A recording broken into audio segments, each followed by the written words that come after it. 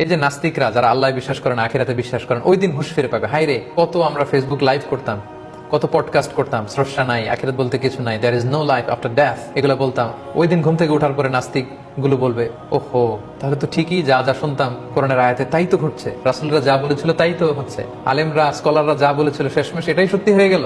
হায় হ্যাঁ, আমরা তো বিপদে পড়লাম। এই ঘটনাটাই ঘটবে। লক্ষ লক্ষ মানুষ উঠে বলবে, মাম বাআসানা মিন মারকাদিনা হাদা মা ওয়া'দার রহমান ওয়া সাদাকাল মুরসালুন। তাহলে এক তাফসির এসেছে নিজেরাই হুঁশ ফিরলে বলবে, আরেক তাফসির এসেছে একদল বুঝতে পারবে না কি, আরেক দল বলবে, আরে এটাই ওই যে কিয়ামত শুনতা, কিয়ামত। রাসূলরা যে বারবার বারবার বলতো, দাওয়াত দিত, আলেমরা বারবার বলতো, দাঈরা যে বলতো, স্কলাররা রিমাইন্ডার দিত, আজকে সেই রিমাইন্ডারের বাস্তবতা। আরেক তাফসির এসেছে না, ফেরেশতারা বলবে।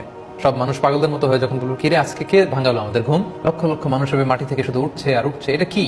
তখন ফেরেশতারা উপর থেকে বলবে, হাদা মা ওয়া'দার রহমান ওয়া সাদাকাল মুরসালুন। এটাই সেদিন যেদিনের প্রতিশ্রুতি দয়াময় মেহেরবান আল্লাহ তাআলা দিয়েছিলেন এবং নবীরা বলেছিল।